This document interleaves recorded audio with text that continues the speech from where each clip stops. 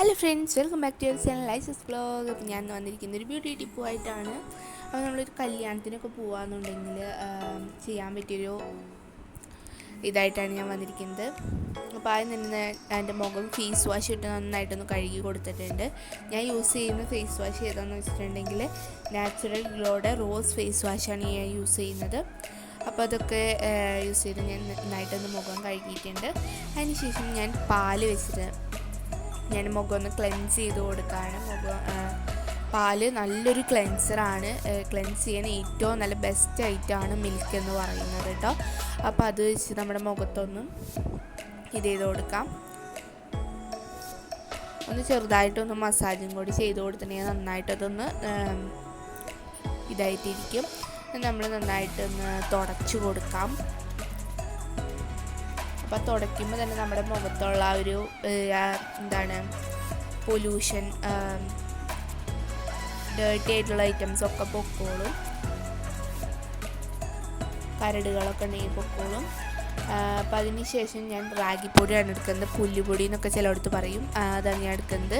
അതിന് ശേഷം ഞാനിവിടെ കുറുക്കിയിട്ടുള്ള ഒരു ഐറ്റമാണ് കാപ്പിപ്പൊടി ആഡ് ചെയ്ത് കൊടുത്തിട്ടുണ്ട്. അതിന് ശേഷം ഞാൻ ഈ മിൽക്കും തിളപ്പിച്ച് അതിൻ്റെ കൂടെ മിൽക്കോ അല്ലെങ്കിൽ വെള്ളം തിളപ്പിച്ച് അതിൻ്റെ കൂടെ ഈ റാഗി പൗഡർ ഇട്ട് നന്നായിട്ടൊന്ന് കുറുക്കിയെടുത്തതാണ്. ആ മിക്സിങ്ങോടെയും യൂസ് ചെയ്ത് കൊടുക്കാം. നന്നായിട്ടൊന്ന് മുഖത്തിട്ടതിന് ശേഷം ഡ്രൈ ആവുമ്പോൾ മിൽക്ക് വെച്ചൊന്ന് മസാജ് ചെയ്ത് കൊടുക്കണം.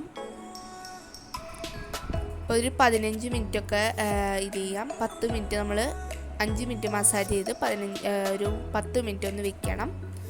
അതിന് ശേഷം നമുക്കൊന്ന് തുടച്ച് കൊടുക്കാം അല്ലെങ്കിൽ കഴുകി കൊടുക്കാം.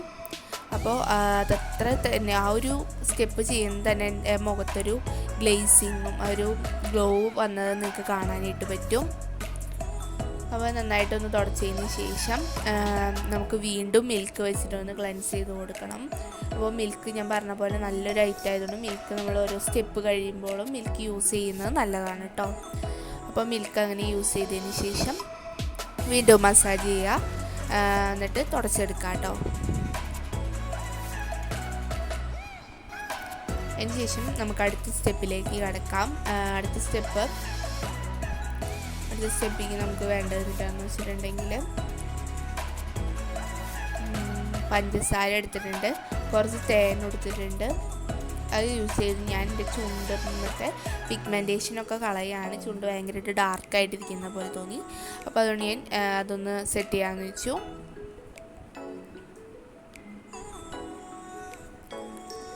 അപ്പോൾ ഈ സ്റ്റെപ്പ് നിങ്ങൾക്ക് വേണമെങ്കിൽ ചെയ്താൽ മതി. ഏത് ഫേഷ്യലിൻ്റെ കൂടെയുള്ള സ്റ്റെപ്പല്ല കേട്ടോ.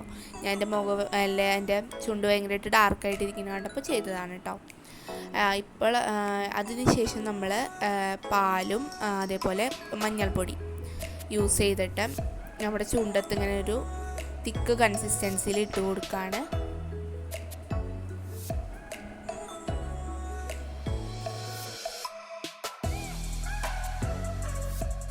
അതിനുശേഷം നമ്മൾ യൂസ് ചെയ്യുന്നത് നമ്മൾ നേരത്തെ കുറുക്കി വെച്ചിട്ടുണ്ടായിരുന്ന അതിൻ്റെ കൂടെ പാലും കുറച്ച് അരിപ്പൊടിയും കൂടി ചേർത്ത് നന്നായിട്ടൊന്ന് മിക്സ് ചെയ്ത് കൊടുക്കണം. എന്നിട്ട് ആ പാക്ക് നമ്മുടെ മുഖത്ത് ഇടുക. അതൊരു 20 മിനിറ്റൊക്കെ നമുക്ക് വയ്ക്കാവുന്നതാണ്. 20 മിനിറ്റ് വെച്ചതിന് ശേഷം ഒരു 5 മിനിറ്റ് നമുക്ക് മസാജ് ചെയ്യാം. ടോട്ടൽ നമ്മൾ 25 മിനിറ്റ് അല്ലെങ്കിൽ നിങ്ങൾക്ക് വേണമെങ്കിൽ 20 മിനിറ്റ് ആയിട്ട് യൂസ് ചെയ്യാം. 15 മിനിറ്റ് വെച്ച് 5 മിനിറ്റ് മസാജ് ചെയ്യാം. ഞാൻ 5 മിനിറ്റ് മസാജ് ചെയ്ത് 15 മിനിറ്റാണ് ഞാൻ വെച്ചിട്ടുള്ളൂ കേട്ടോ. ഞാൻ ലിപ്പുമ്പത്തെ അതൊന്ന് തുടച്ചെടുത്തിട്ടുണ്ട്. അപ്പോൾ എൻ്റെ ലിപ്പും ഭയങ്കര സോഫ്റ്റായി. എൻ്റെ ലിപ്പ് ഭയങ്കര സോഫ്റ്റ് ആവുകയും ചെയ്തു. അതേപോലെ നല്ലൊരു ഇതും കിട്ടുകയും ചെയ്തു.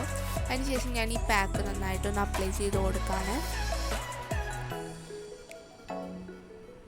അതിനുശേഷം ഞാനിത് അങ്ങനെ 20 മിനിറ്റിന് ശേഷം ഞാൻ നന്നായിട്ടൊന്ന് തുടച്ച് എടുക്കുകയാണ്. അപ്പോൾ ഇത്രയുള്ള നമ്മുടെ വീഡിയോ ഇഷ്ടപ്പെട്ടാൽ ലൈക്ക് ചെയ്യണം, ഷെയർ ചെയ്യണം, സബ്സ്ക്രൈബ് ചെയ്യണം. Tata bye bye, see U.